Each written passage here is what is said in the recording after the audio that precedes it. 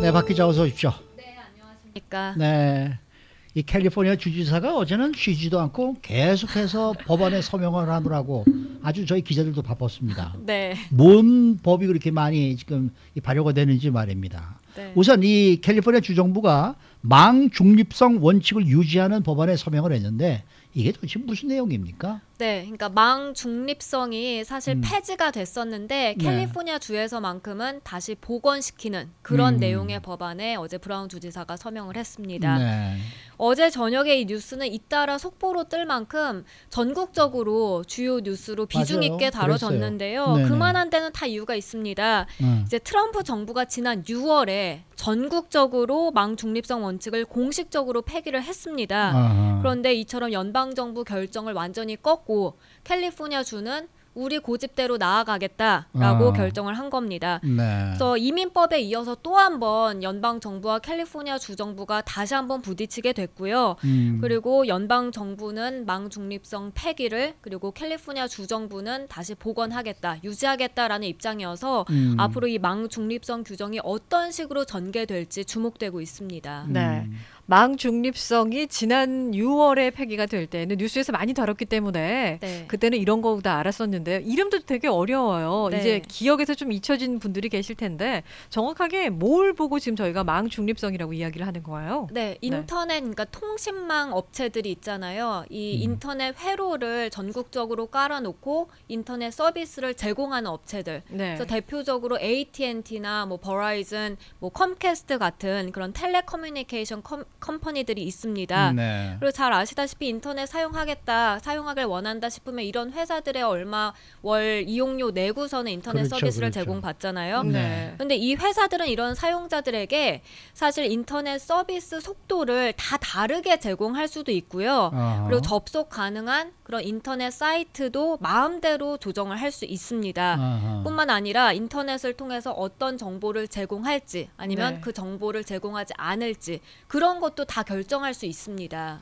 그러면 그게 무슨 인터넷 사용자들에게 어떤 영향을 미칠 수 있다는 겁니까? 그러니까 지금은 뭐 특정 인터넷 속도로 해서 월 얼마 몇십 불 이런 식으로 아하, 이용료를 아하. 내고 돈 있잖아요. 차이가 네, 나죠. 네. 근데 가령 사람들이 많이 몰리는 좀 인기 있는 사이트에는 요금을 더 내라 이런 식으로 바꿀 수도 있고요. 아. 그리고 또 돈을 더 내면 특정 사이트에 그런 접속 속도를 올려줄 수도 있고요. 네. 아니면 특정 사이트 접속을 아예 완전히 차단시켜 버릴 수도 있습니다. 아. 근데 망 중립성은 이런 인터넷에서 데이터를 주고받을 때 뭐 데이터 내용, 양, 그리고 속도, 이용료 그런 것들을 다 차별하지 못하게 한다는 규정이에요. 그러니까 동등하게 나눠준다 이거죠. 맞습니다. 아. 차별 네. 없이 하겠다는 아하, 거여서 아하. 그게 그러니까 왜냐하면 인터넷이 퍼블릭 굿즈, 그러니까 공공재, 개인적인 그렇죠, 게 아니라 그렇죠. 공공재이기 때문에 차별 없이 동등하게 제공을 해야 한다는 그런 내용을 바탕으로 하고 있습니다. 네. 그래서 망 중립성은 정보의 평등 접근권이다 이렇게 불리기도 하는데요. 그래서 망 중립성 규정이 유지되면 지금처럼 일단 캘리포니아 주는 간다는 겁니다. 그렇군요. 그러면 이 망 중립성이 언제부터 시행이 되었다가 지금 폐기가 된 거예요? 네. 그러니까 버락 오바마 정부 때 처음으로 도입이 돼서요. 계속 유지돼 오다가 트럼프 행정부가 6월 11일에 네. 폐기했습니다. 그러자 인터넷 사용자들은 물론이고 인터넷 업체들, 그러니까 구글 같은데, 야후, 뭐 페이스북 이런 데서 모두 다 반발하고 나섰습니다. 네. 그리고 온라인 스트리밍 업체인 넷플릭스 역시 반대의 목소리를 높였고요. 그러자 이제 캘리포니아주 비롯한 일부 주에서는 FCC 결정 따르지 않겠다 하면서 관련 법안을 많이 마련했는데요. 캘리포니아주뿐만 아니라 오레건주, 워싱턴, 벌몬주에서도 망 중립성 관련 법안을 승인했습니다.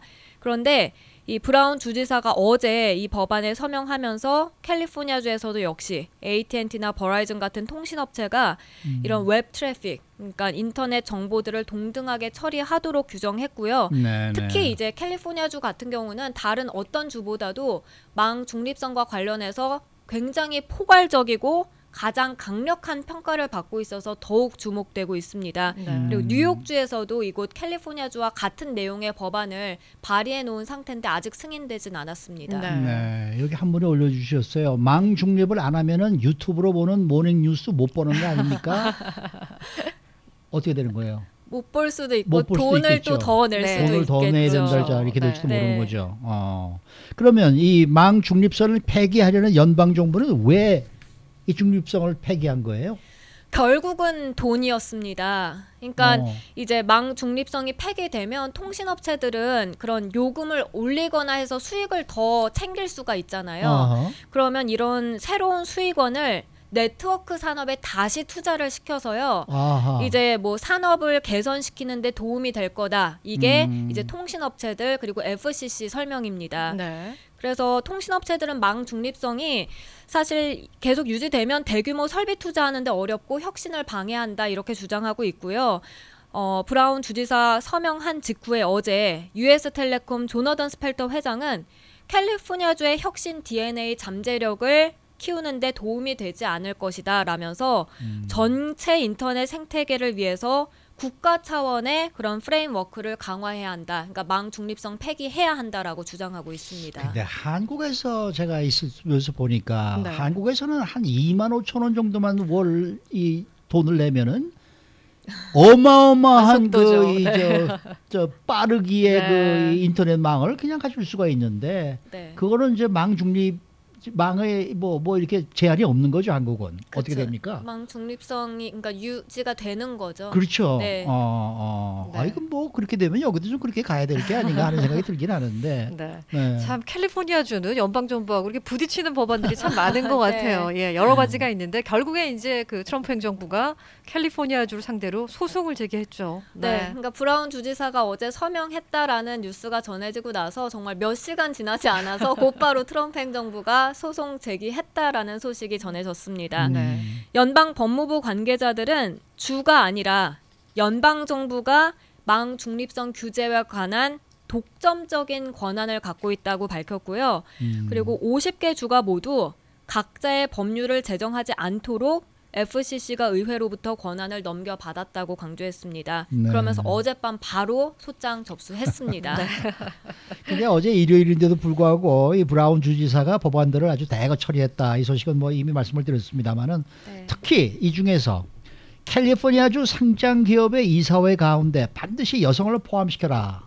이런 법안에도 서명을 했어요. 네, 그러니까 캘리포니아주에 본사를 둔 회사들 가운데 상장한 기업들은 상장한 기업들. 네, 이사회에 여성 1명 무조건 포함해라라는 네, 법안에 네. 브라운 주지사가 서명을 했는데요. 네. 그러니까 상장 회사 이사회가 남성들로만 이젠 구성될 수 없습니다. 시기는 내년 2019년 말까지 이제 늘려야 하고요. 그 후로 점점 더 여성 임원을 늘려야 하는데 2020년 이사회가 4명이 되면 여성 1명만 두면 되지만요.